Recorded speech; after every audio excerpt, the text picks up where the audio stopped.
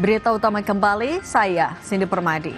Saudara, bagi sebagian orang, kucing bukan sekedar hewan peliharaan, melainkan sahabat kecil yang mengisi kekosongan hati. Tingkah lucunya jadi penghibur saat lelah, bahkan jadi alasan seseorang bahagia di tengah beratnya hidup.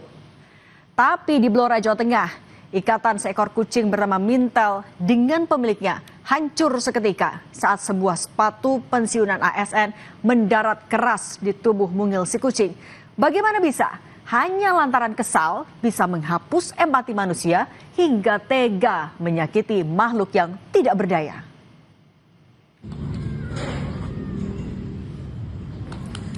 Minggu pagi, 25 Januari, kucing Mintel tengah jalan-jalan santai menikmati suasana pagi dengan pemiliknya di lapangan Kridosono, Blora.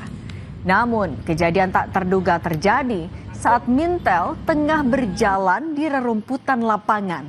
Sebuah sepatu milik seorang pria yang sedang jogging tiba-tiba mendarat di tubuh mungil Mintel, membuat kucing ini terkejut dan ketakutan.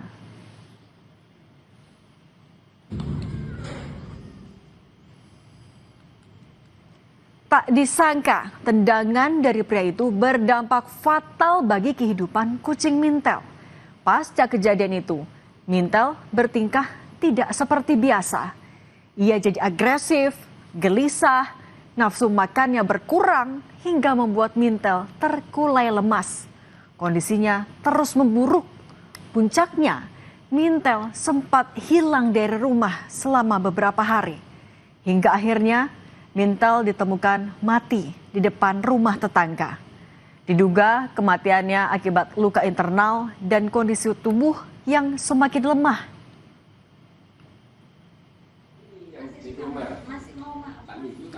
Kepergian Mintel meninggalkan kesedihan bagi Firda, sang pemiliknya. Meski ia masih memiliki kucing lain, namun Mintel yang sudah punya tempat khusus di hatinya membuat sosok Mintel tak bisa tergantikan dengan kucing apapun. Apalagi kematiannya begitu tragis akibat dianiaya oleh seorang pria. Jujur kalau namanya hewan peliharaan itu kan nggak ada gantinya. Mau dari pelaku itu bilang, nanti tak ganti kucing Persia, Korea, Jepang, saya itu pokoknya maunya Mintel gitu. Mintel itu nggak ada gantinya. Walaupun Mintel tuh punya saudara 2, mereka 3 bersaudara, yang namanya Mintel ya Mintel cuma 1. Dia tuh nggak ada yang gantiin. Gitu. Terungkap pasca insiden penendangan kucing, pelaku ternyata sempat berupaya menempuh jalur damai dengan mendatangi rumah pemilik kucing. Sebagai pertanggungjawaban, pelaku bahkan sempat menawarkan kucing jenis Persia untuk menggantikan Mintel. Namun pemilik kucing masih belum menerima kejadian penendangan kucing itu. Pemilik menolak tawaran damai dan ingin diselesaikan dengan proses hukum. Malam habis maghrib itu sempat mediasi ke rumah sama Pak Lurah sama Pak Babin, ditemani Pak Lurah dan Pak Babin buat mediasi. Tapi dari pihak keluarga masih belum berdamai begitu. Jadi kalau bisa dan ya pengennya dari pihak keluarga jelas pelaku mendapatkan hukuman yang setimpal. Peristiwa penendangan kucing hingga mati di Blora, Jawa Tengah ini akhirnya viral dan memicu kemarahan publik, khususnya para cat lovers atau pecinta kucing. Mereka meradang dan mengecam perbuatan pelaku yang tega berbuat keji pada makhluk yang tidak berdaya, bahkan tak mampu membela diri dari manusia. Para pecinta kucing pun meminta agar pelaku diproses hukum. Setelah dicari-cari sosok penendang kucing hingga mati di Blora, Jawa Tengah, akhirnya terungkap. Pelaku ternyata merupakan pensiunan aparatur sipil negara dari pemerintah Kabupaten Blora. Pelaku kini masih berstatus sebagai saksi. Polisi menyelidiki kasus penendangan kucing hingga mati di Blora, Jawa Tengah. Penyidik telah meminta keterangan terduga pelaku dan 4 saksi. 4 saksi telah dimintai keterangan. Selain itu, polisi juga telah memanggil terduga pelaku. Dalam kasus ini, polisi juga telah meminta bantuan dokter hewan.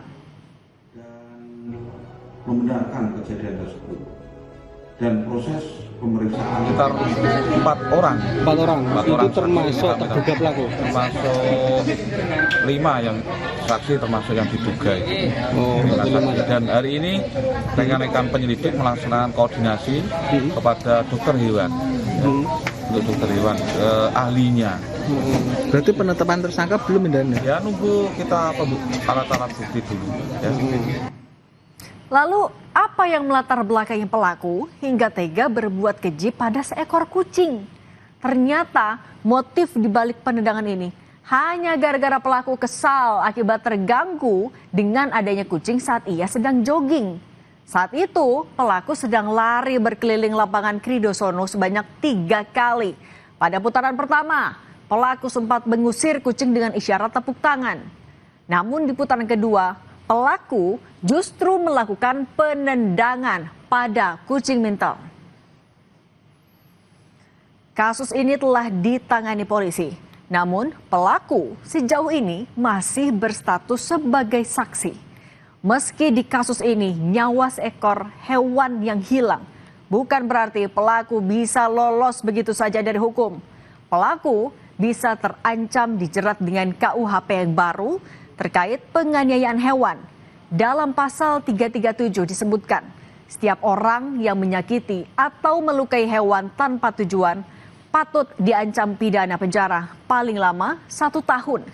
Namun jika hewan yang dianiaya tersebut mati, ancaman pidananya bisa jauh lebih berat hingga 1,5 tahun penjara dan denda hingga 50 juta rupiah. Tersangka ya Pak? Masih berproses. Proses penyelidikan masih berlanjut dan kita akan memberikan update progresnya. Demikian. Pak, profilnya terduga pelaku itu advokat ya Pak? Yang bersangkutan adalah pensiunan dari pemerintahan Kabupaten Blora. Komunitas pencinta kucing, Cat Lovers in the World atau CLOW Indonesia, melaporkan kasus penganiayaan kucing ke Mapolres Blora, Jawa Tengah. CLOW Indonesia meminta polisi mengusut tuntas kasus penganiayaan tersebut. Lewat perwakilannya di Solo, komunitas Cat Lovers in the World atau CLOW Indonesia membuat laporan ke Mapolres Blora. Melaporkan ke Polres Blora, dan sampai konfirmasi wawancara kami mendapatkan dari aduan, kami mendapatkan lembar pengaduan. Kemudian hari ini saya akan menyerahkan barang bukti berupa 11 detik video di dalam flash disk dan diminta server segera untuk diserahkan.